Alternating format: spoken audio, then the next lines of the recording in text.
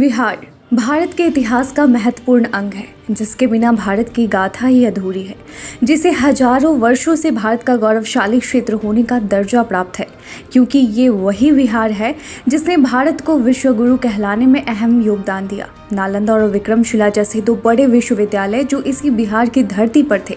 बोधगया जहाँ बौद्ध धर्म के संस्थापक गौतम बुद्ध ने ज्ञान की प्राप्ति की, वैशाली जहाँ जैन धर्म के संस्थापक महावीर की जन्मस्थली है। कह सकते हैं कि सैकड़ों वर्ष पूर्व विश्व को नालंदा और विक्रमशिला जैसे विश्वविद्यालय की सौगात देने वाले इस बिहार ने ही दुनिया भर को ये मुख्य दो धर्म दिए। सीतामढ़ी जो माता सीता की जन्मस्थली है, ये वही बिहार जो प्राकृतिक संपदाओं से परिपूर्ण है, जिसके पास विहंगम दृश्य वाली ऊंची ऊंची पहाड़ियां, मनोरम झरने, झील, नदी, तालाब सब कुछ है। यही नहीं, बिहार की कई ऐसी वस्तुएं हैं जिन्हें राष्ट्रीय स्तर पर पहचान दी गई है, जिसे जीआई टैग दिया गया है। जीआई का फुल फॉर्म होता है जियोग्राफिकल इंडिकेशंस, यानी भौगोलिक संकेत। भारत में टैग किसी खास फसल, प्राकृतिक या मैन्युफैक्चर्ड प्रोडक्ट्स को दिया जाता है। कई बार ऐसा भी होता है कि एक से अधिक राज्यों में बराबर रूप से पाई जाने वाली फसल या किसी प्राकृतिक वस्तु को उन सभी राज्यों का मिला जुला जीआई टैग दिया जाए।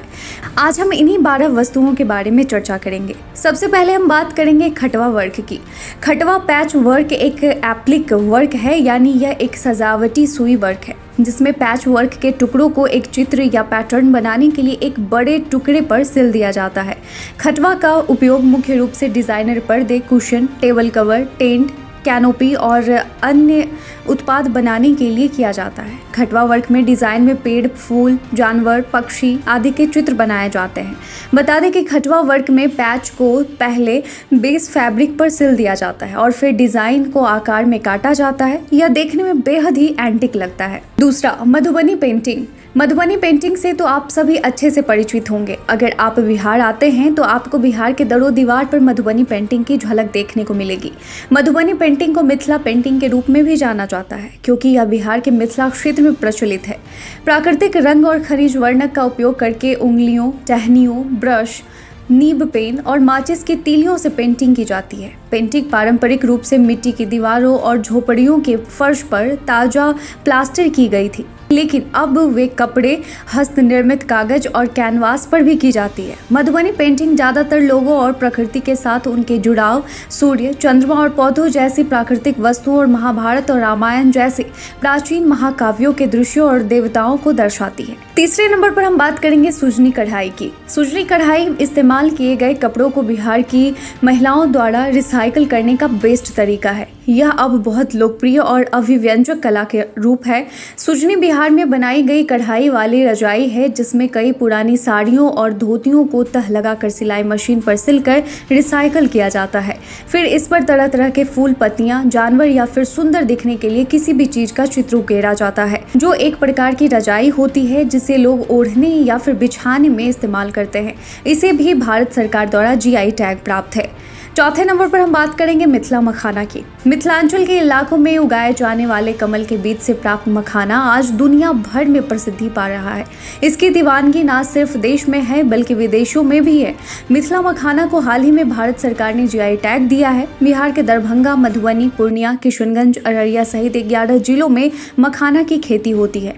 यह कमल के बीज से प्राप्त किया जाता है। इसका उत्पादन काफी जटिल है। आपको यह जानकर हैरानी होगी कि देश भर में मखाने के कुल उत्पादन का 90% मखाना की खेती बिहार के महज 11 जिलों में होती है, जिनमें मुख्य रूप से दरभंगा, मधुबनी, पूर्णिया, किशनगंज और अररिया जिला शामिल है। 5वें नंबर पर हम बात करेंगे सिक्की घास की।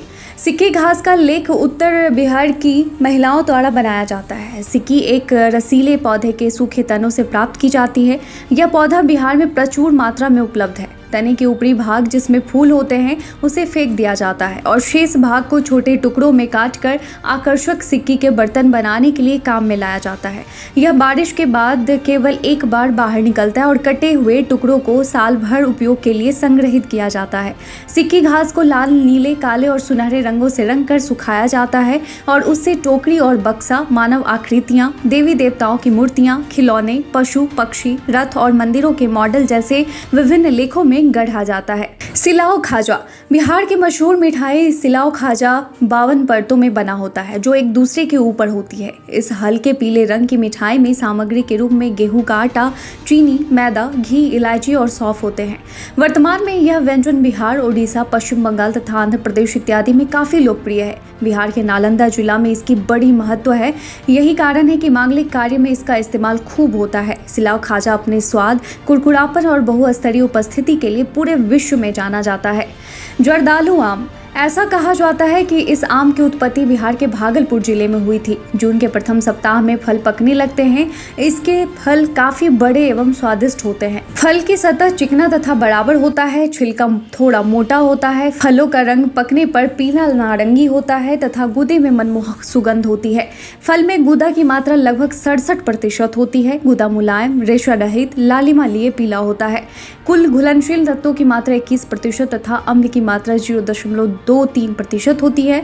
गुठली पतली होती है। छिलका एवं गुठली का वजन फल के वजन का क्रमशः 13.7 एवं 19.5% होता है। गुदा हल्के लाल रंग का और मीठा होता है। गुदा में रेशा नहीं होता है। भागलपुरी या तसर सिल्क, भागलपुरी सिल्क या तसर सिल्क बिहार के भागलपुर से उपजी रेशम साड़ियों और अन्य कपड़ों की एक अद्भुत शैली है। इस सिल्क का उपयोग मुख्यतः साड़ी बनाने के रूप में किया जाता है, इसलिए इसे भागलपुरी साड़ी कहा जाता है। इतना ही नहीं, साड़ी के साथ साथ विभिन्न प्रकार के कपड़े जैसे कुर्ता, लड़कियों के सूट भी भागलपुरी सिल्क से बनाया जाता है। भागलपुरी सिल्क साड़ियों की अनूठी रंगाई तकनीक उन्हें कला सिल्क की साड़ियों से अलग करती है। शाही लीची, बिहार की शाही लीची अपने मीठे स्वाद और खास सुगंध के लिए जानी जाती है। यह मुजफ्फरपुर, समस्तीपुर, वैशाली, पूर्वी चंपारण और बेगूसराय के इलाकों में पैदा की जाती है। कतरनी चावल, बिहार के भागलपुर के कतरनी चावल की खुशबू देश के अलावा विदेशों में भी लोकप्रिय है। 2018 में कतरनी के विकास के लिए सरकार के प्रयास से जीआई टैग भी मिल चुका है। चानन नदी के किनारे का इलाका अमरपुर, रजौन, कजरेली, भदरिया के साथ साथ जगदीशपुर इलाका कतरनी चावल के उत्पादन का मुख्य केंद्र रहा है। मगही पान, मगही पान की खेती मुख्य रूप से मगध इलाके के 4 जिलों औरंगाबाद, नवादा, गया और नालंदा में बड़े पैमाने पर होती है। बिहार के मगही पान को जीआई टैग प्राप्त है। मगही पान की खेती को बढ़ावा देने के लिए बिहार सरकार इस पर प्रति इकाई लागत पर 50% अनुदान भी देती है। मंजूसा कला, मंजूसा कला भारत की लोक कलाओं में एकमात्र ऐसी लोक कला है जिसमें कहानी को क्रमिक एवं श्रृंखलाबद्ध रूप से चित्रित किया जाता है। इसे सूचीबद्ध कला भी कहते हैं। मंजूसा कला अंग प्रदेश वर्तमान भागलपुर बिहार के आसपास के स्थानों की लोक कला है। यह विषहरी पूजा के धार्मिक महत्व को प्रदर्शित करती है। सिंधु घाटी की सभ्यता के समय से ही इसका प्रमाण प्राप्त है। बिहार के मंजूषा और मधुबनी दोनों लोक कला के रूपांकन, कहानी, आकृति एवं स्वरूप में भिन्नता है। आप हमें कमेंट कर जरूर बताएं कि अब बिहार के किस चीज को जीआई टैग मिलना चाहिए। अपना जवाब में कमेंट सेक्शन में लिखकर जरूर बताएं। आज के लिए बस इतना ही, धन्यवाद।